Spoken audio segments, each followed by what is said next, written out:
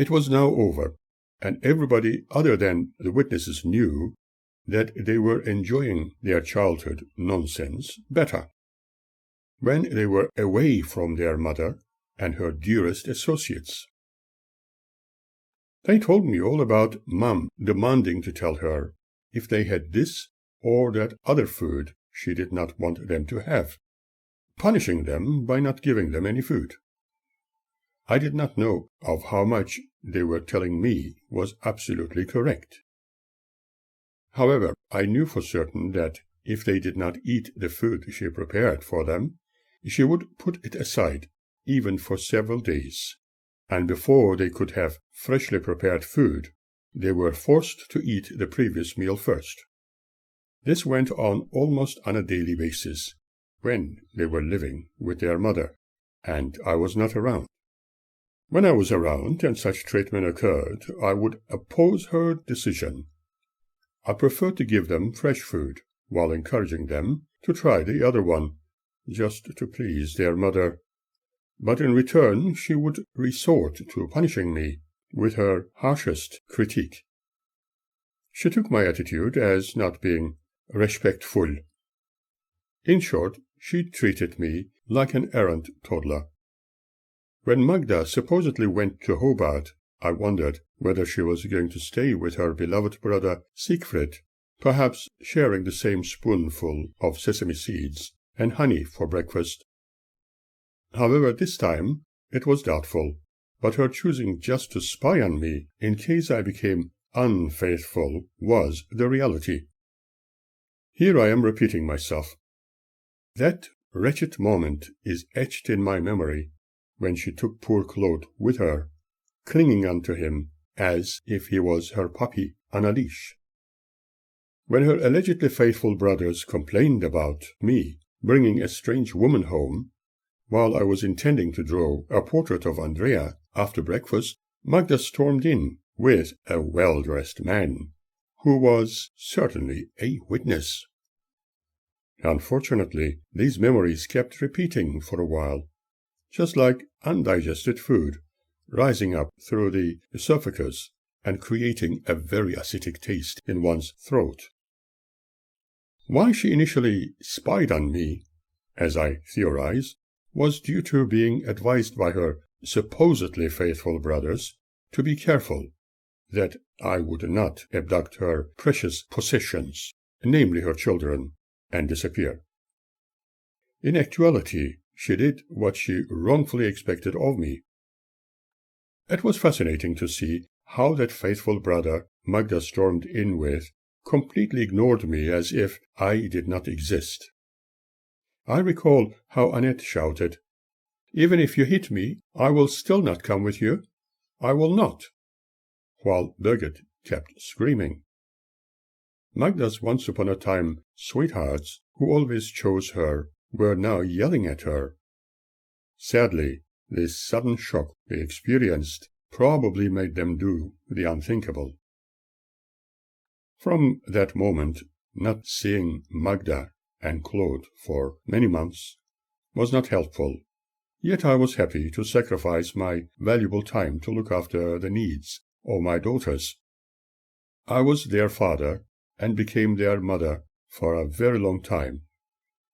I did so happily and proudly, hoping that maybe one day they would appreciate me with what I had given up, so that they could be healthy and happy. Disturbingly, they were unable to see their mother during this period, and I was glad that I decided to move to Elwood, where I decorated the unit. Any child or adult visiting us would think they were entering a fantasy world, with all the characters and color of storybooks, just the way I hoped it would. During the summer and weekends, we often went to Elwood or St. Kilda beaches, and encountered many friends. One such friend was a tram conductor and fitness fanatic. In fact, I had once produced a documentary video about life on trams featuring him as a conductor and as a driver. Everybody who saw the documentary was very happy with it and wanted to see it again. Sometimes we just wanted to enjoy the sunrise at the beach. Occasionally we met a few police officers there, curiously asking what an adult with two young girls were doing at such an early hour of the day. Before they even asked, I wrote my details on a piece of paper and gave it to them, explaining the reasons for visiting the beach so early. It was very sad that they felt the need to question us because of current human trends, and it was sad to see where the world was at this time. Occasionally we invited them to our home if they happened to have a break, and share a cup of coffee with us. I believe making friends from all parts of the community is important. The girls really enjoyed going out very early, especially in the summer months, when it could get very hot during the day. On the other hand, they used to enjoy my keyboard playing, and loved singing with me. I am immensely happy about having recorded many such sessions with them, and loved every moment of playing the keyboards. Those recordings were made either on video, film, or reel-to-reel tapes, professionally, to retain the quality, and I still value them as wonderful gifts of life. I have even preserved my children's school exercise books, artwork, and other school-related assignments, and lots of pictures. Even after all these years, I still appreciate them dearly. I purchased a new home as a rental property to bring in some income for the upkeep of the family, with the option that probably the children could be housed in it at some future time. But once again, nothing about this could be said to anyone who was bent only on pleasing their God by becoming unmaterialistic. The unit we lived in was more than sufficient for our needs, and their school was close by. Admittedly, I did not know where Magda was for a long time, and most unusually, the girls never asked anything about her, although I tried to encourage them to think about her, but could not interest them. Maybe I was wrong thinking this way, and so decided to invent stories, telling them that everybody around the world had a loving mother, and that their mother also loved them, and perhaps one day, when she was ready, they would meet her again. Alas, that day remained a distant dream. Annette told me, "I think Mom has left us for good. I think she loves those other people better. They are her friends anyway." Birgit repeated, "I forgot how Mom looks now. I don't worry about her very much, but I want to see Claude." Often they told me things like, "Mom doesn't love us anymore." How could one respond to this? Would it not be wonderful if the family had not been broken by people supervising their mother's every move?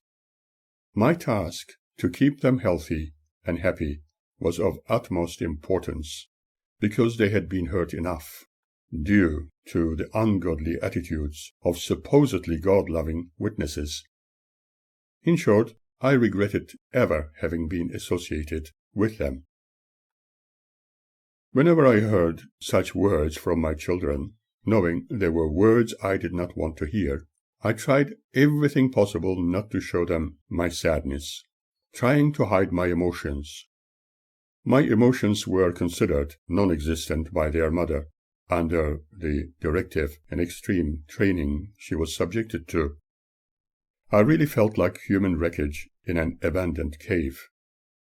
It had now been proven conclusively that those Jehovah's Witnesses were providing a glimpse of what they were really about. What they attributed to the entire world as being under the leadership of Satan the devil was descriptive of their own true nature, although their followers have been blinded not to realize it. Annette and Birgit were no longer punished for not praying to Jehovah before meals, or for small, unthought-of offenses. In other words, they were once again enjoying their childhood, and unfortunately they did not consider not seeing their mother as a major problem, for they often expressed, They frequently referred to her words when she left us.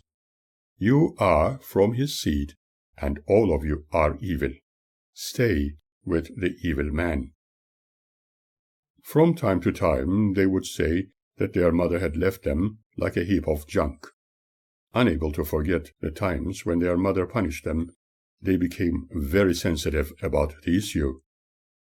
I remember how she shouted at the children during those unforgettable moments in time.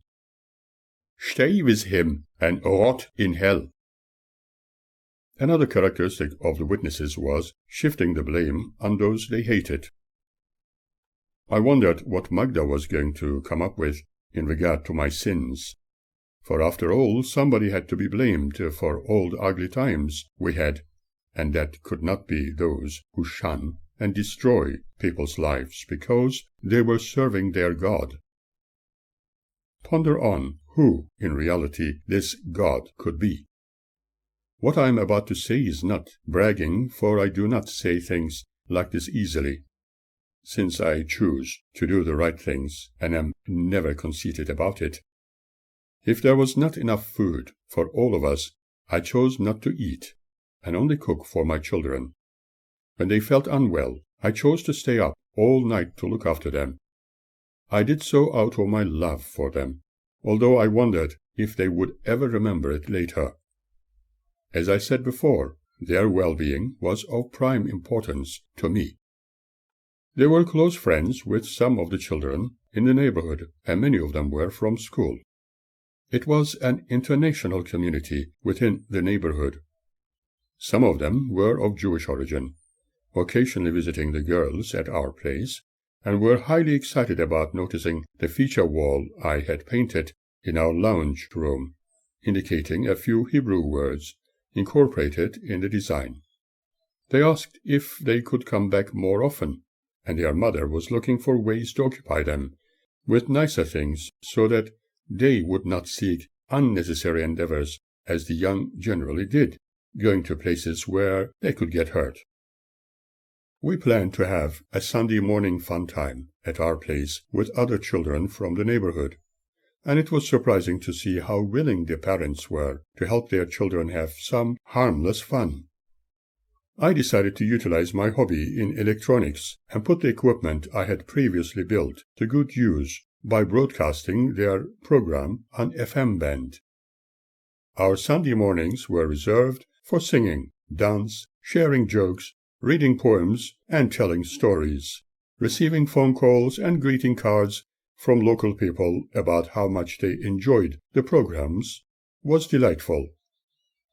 Some cards we received came from the other side of Melbourne, surprising all of us. Other children were now asking if we could play their favorite music on air. It was a great achievement, no matter how small. However, if I added a few more important pieces of equipment to our mini station, thereby strengthening the broadcast, it would require a costly license, and so we left it as it was.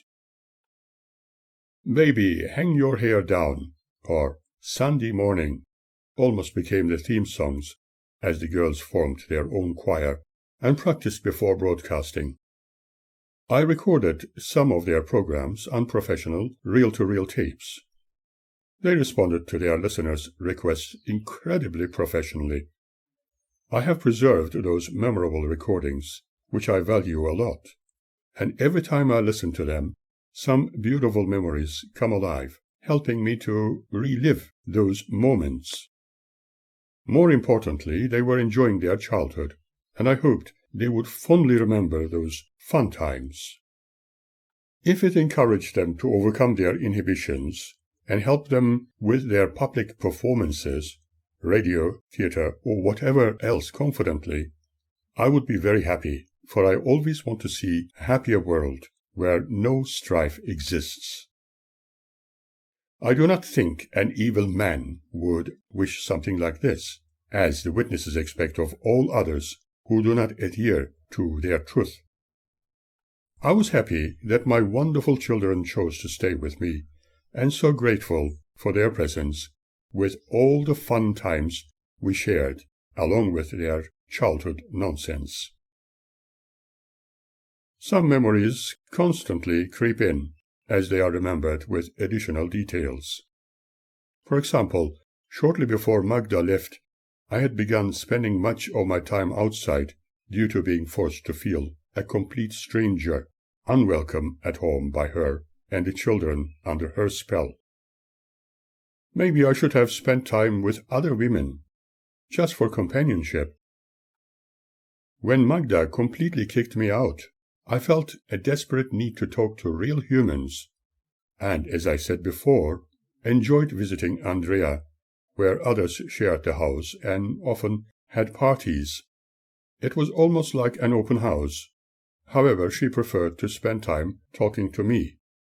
She was progressively interested in spiritual sciences, and I was grateful to her for showing me that the world also contained wonderful people. I remember how one weekend we walked from Chelsea Beach right into the city. It took us nearly 5 hours, talking about all kinds of things, but we also got badly sunburned, and I was the worst affected. That afternoon, we decided to visit the Victorian Spiritualist Union, at her desire. When they had a program which they considered a healing service, one of the ladies wanted to offer me healing for my burns, but when she put her hands on my shoulders, I was in absolute agony. However, in a few days I got better naturally. What an experience it was! It would be so much better to wear some protective clothing when under the harsh Australian sun. I promised to paint Andrea's portrait one day, but the opportunity never arose, as we had to break the cycle. Same as me discontinuing drawing her portrait when Magda stormed in with her out of the blue outburst. However, we decided to do it on another occasion.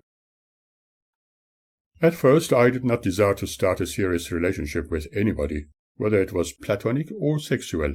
It did not matter, but I could not see any harm in it, as long as it was mutually agreed upon. In fact, Andrea could be the one, delicate and wonderful.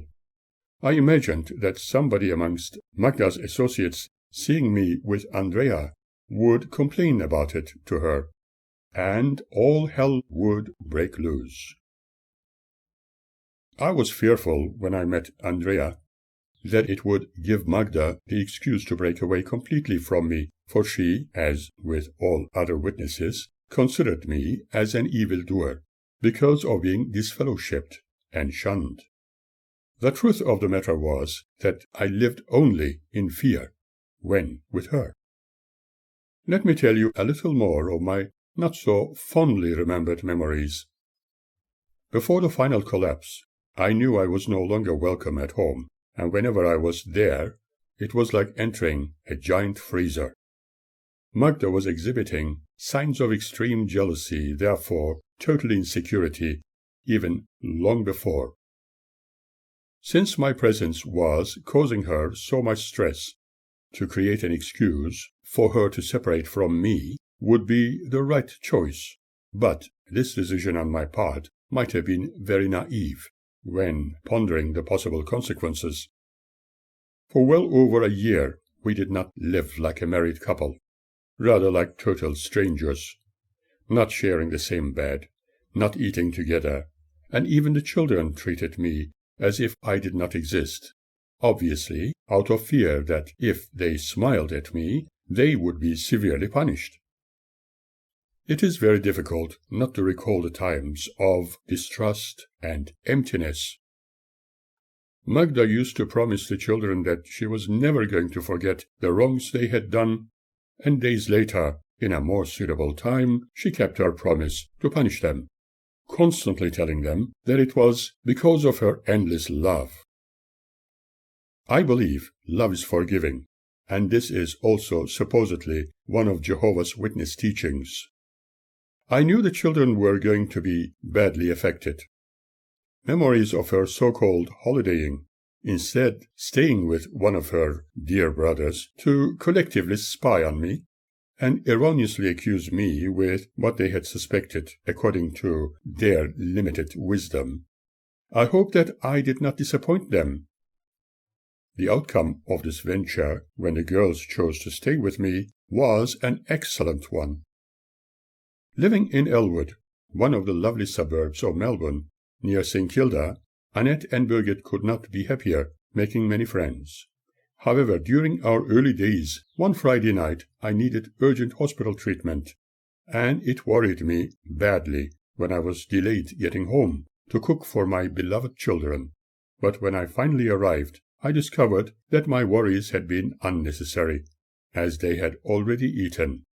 They had made sandwiches and were sleeping in front of the television. I surprised them with something they enjoyed eating, and when they finally went to bed, it was past midnight, but they could sleep a little longer, as it was a weekend. Many months later, after my initial application, we had our very first court hearing. I employed the services of Croxford and Kenna solicitors, and Magda had her own representation. It was my intention that both sides should be responsible for the welfare of our children, but as usual, Magda had to accuse me with devil worship and extramarital affairs. Therefore, she had to break away.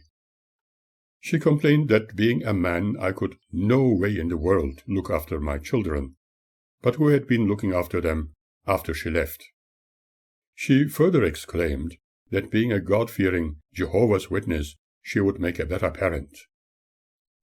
Interestingly, almost all the entire court was filled with her supporters, Jehovah's Witnesses.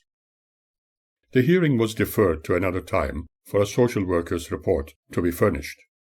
They were to visit us, interviewing and assessing the suitability of our dwellings for the children's accommodation. The Jewish girl employed as the court social worker, who visited my home, was extraordinarily happy and positive about what she assessed. She then supposedly went to see Magda. At this time, Magda had kept Claude just for herself, never allowing him to see his father or sisters. For her and her beloved brothers, I was the number one evil. Therefore, worrying about my wicked influences on the children as an atheist scientist, that, as she claimed, was very devastating. When that Jewish girl came to visit us, she noticed the golden words in Hebrew incorporated within the feature wall and was fascinated. When she saw the girls' rooms, I had specially decorated like fairyland scenes, complete with comic book characters, she showed particular interest in the cartoon cat I painted on one of the walls, with a thought bubble containing happy thoughts to remember. She was very impressed. One would naturally assume that her report to the family court about where the girls were living would be a good one. Nonetheless, I had a feeling that she had seen Magda before visiting us, and not afterwards, as I was led to believe, and was convinced that Magda would have the backing of her Jehovah's Witness sisters during such a visit. Several months later, when seeing my solicitor, I was told that my having custody of the children looked slimmer now than ever, but we were going to try everything possible. When at the court and looking into the social worker's reports, the emphasis was given to Magda, who would make a better parent. Although my home was very tidy and a happy place, but as the Jewish girl reported, I could not make a better parent because of the girl's spiritual needs. This made one wonder how any thinking person could be so biased. Initially, I thought the girl was a feminist or Jehovah's Witness supporter. Obviously, she preferred Magda, for she was a woman and a mother, forgetting what she believed in and how the children had been abused and hurt by the supposed disciplinary treatments of their thoroughly dedicated mother. Probably she knew nothing of the real circumstances or supported certain types of abuse as a disciplinary measure. I also believe that Magda had displayed her habitual tantrums on the advice of her faithful brothers and sisters. It indeed surprised me to discover how such a friendly and seemingly sincere social worker could be biased in a feminist way. In questioning this, I am by no means criticizing the feminist movement because I have always been supportive of the democratic rights of all human beings. Obviously, society has not yet overcome the problem of discriminating viewpoints as expressed in regard to gender differences. The report prepared for the family court regarding which one of us was considered more suitable for parenthood was also biased. This report preferred the mother as being a more suitable candidate to look after the children, as I was informed, considering fathers being less favored. But how would the court consider a mother leaving her children behind, for they chose to stay with their father, who did not follow Jehovah's Witness ways? How could a court consider their mother's disciplinary techniques, with all her restrictions and abusive punishments, in a very narrow-minded standpoint? Would such a court consider her inflicting them with pain, breaking wooden spoons on their thighs, as her parental duty? My understanding was that the social worker appointed was supportive of Jehovah's Witnesses, or even discreetly studying the Bible with them. As it was one of the disciplines I acquired during my training, I kept silent when appropriate, and spoke only of the facts in a few short sentences when questioned. Magda, however, kept interrupting and performing her usual tantrums.